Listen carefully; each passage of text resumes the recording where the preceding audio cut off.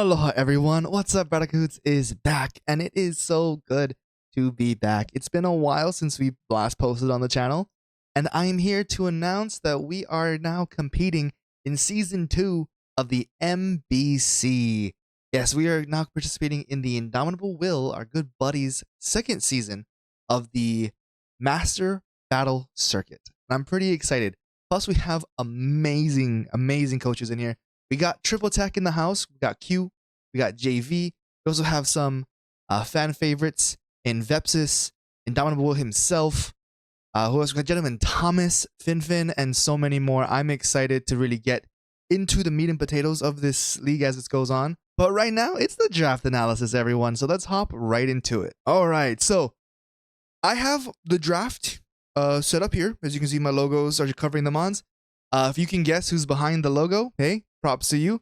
I was a little too lazy to do a full thing, but shout out to Will for getting this whole thing set up for us. But let's talk about this incredible roster that we were able to snag. So first up is a mon that I've been wanting to use.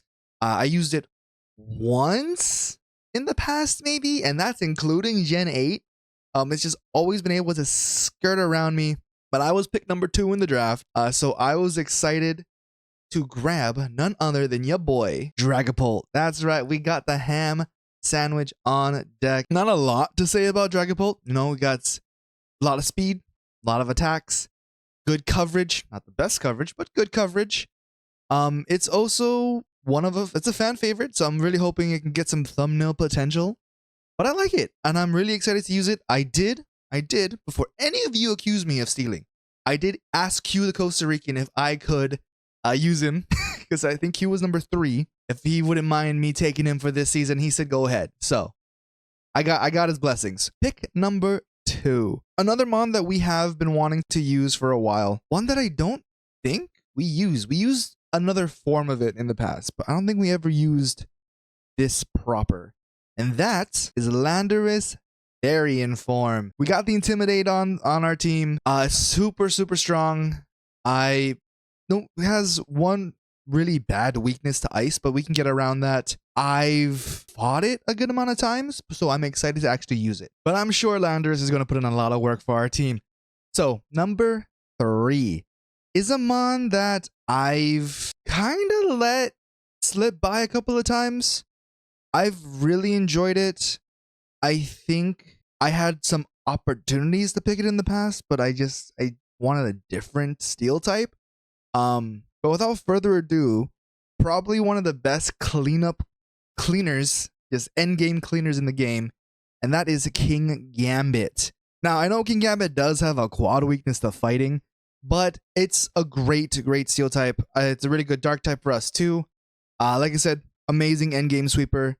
We've lost to it more than enough times to understand how strong this mon is, and I'm excited to actually use it. And at the very least, it makes people need to prep, makes people need to work around it, and to preserve. Maybe we can catch them slipping a little bit, but that's the idea, and I really like it. Number 4 is another mon that we used another form for, and it's probably became quickly one of my favorite Pokemon just generally. And so I'm excited to show you guys our 4th member of the Hawaiian Komo'os for this league. That is Ogerpon Cornerstone. Now, Ogerpon is super strong, super fast, gives me a really good rock type move.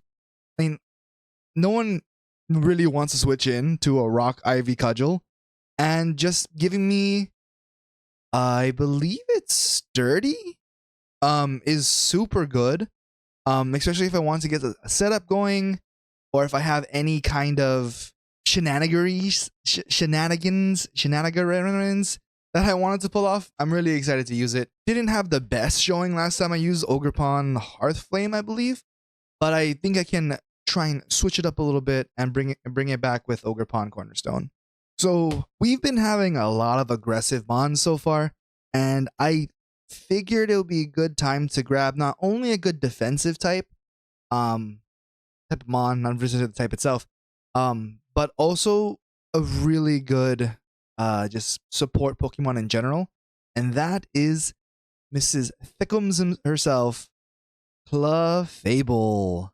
probably one of the most versatile mons that they have, especially for the roles that I need them to play. I really enjoy it. I've seen Jay kind of just wreck shop with Clefable, so I'm really excited to give it a shot. I've also enjoyed just the ability to, oh, I need to fit this specific thing in, and more times than not, Clefable is going to have an answer for that, and I really like that. Very, very versatile. Now, in the next slot, we originally drafted Slitherwing, but that was before I really understood what the Terra rules were in this league. And I'll get to that in a little bit later. But needless to say, we had to drop Slitherwing.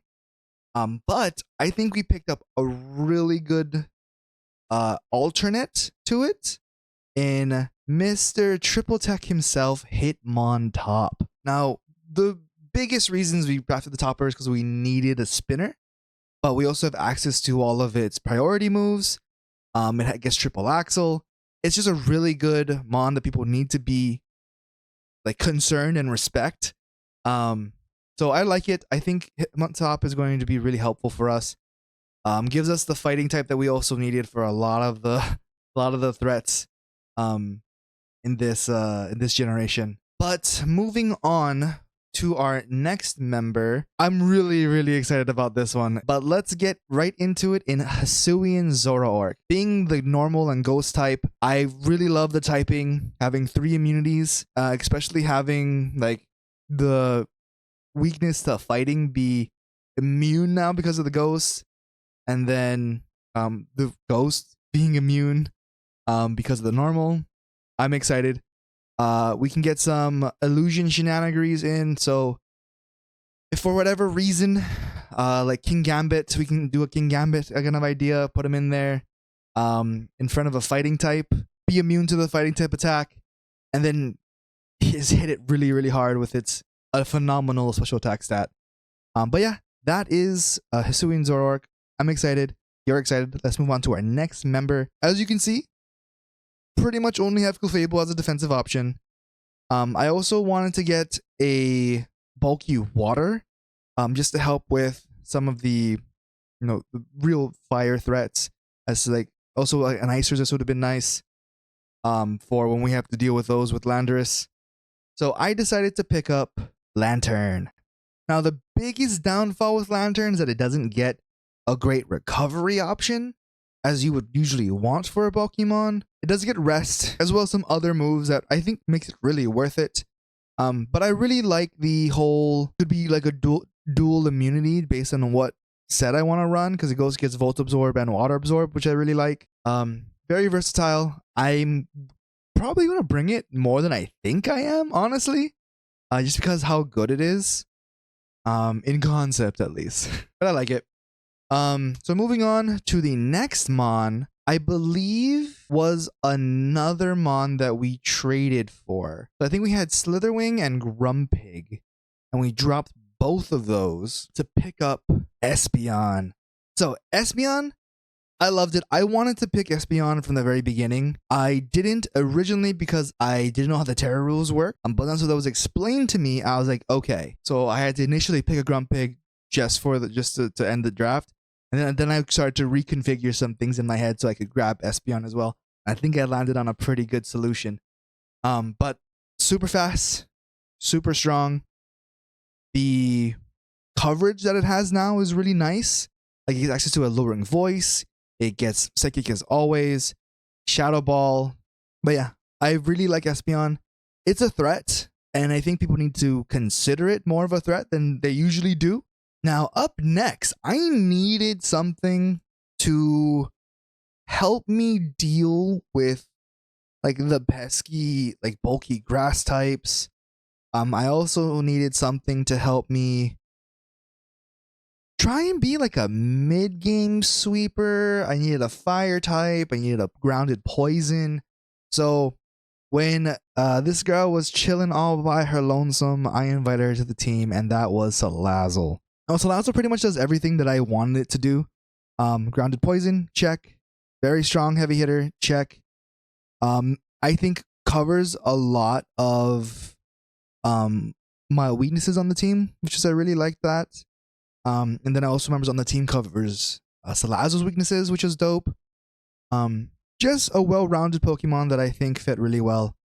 And that's why it's on here. And last but not least is a mon that I've used before. I like it. It's really good if I want to go like full like hazards and trip up my opponent. I don't know how often I'm going to use it, but probably a couple times in the season. And that is Spidops. And like I said, Spidops gets access to sticky webs, spikes, I think it gets T-spikes as well. It also hits pretty decently. It's not bad. I think it also gets circle throw, so I can set up some hazards and move Pokemon in and out of the battlefield, which is really nice. But that is the team. We do have Open Terra, which basically means that our team Terra captains can be anything as long as we announce it before the match starts. And my Terra captains are Landorus and Lantern. I guess I can go into it right now. For those of you stuck around, thank you so much. I appreciate each and every one of you. And for those who left, still love you guys. But my biggest confusion with the Terra rules this season was just the Terra points itself. The budget came out of the total points that we had available instead of having its own bucket, which I didn't really understand because it wasn't really, I don't think it was explained to me, to be honest. I did join late, to be fair. I joined late. But it was fine. We were able to fix it a bit. And honestly, I think it came away with a better team for it. Like, would I have liked to have Slitherwing? Sure. Yeah, absolutely. But I'm not mad with replacing it with Hitmontop and Espeon. But like I said, that's the team. Check out next week where we'll be versing our boy Vepsis and their scary, scary Sun team. I'm looking forward to it. I already have a lot of my wheels grinding, trying to figure out some counterplays against it. It's going to be a tough match for sure, but I think it's going to be a good one as well. But again, thank you guys so much for watching. Thank you to Will for letting me join. Thanks to Q for the invite. And I'm excited to fight each and every one of you in the season. But with that, ahui ho. See you guys in the next video.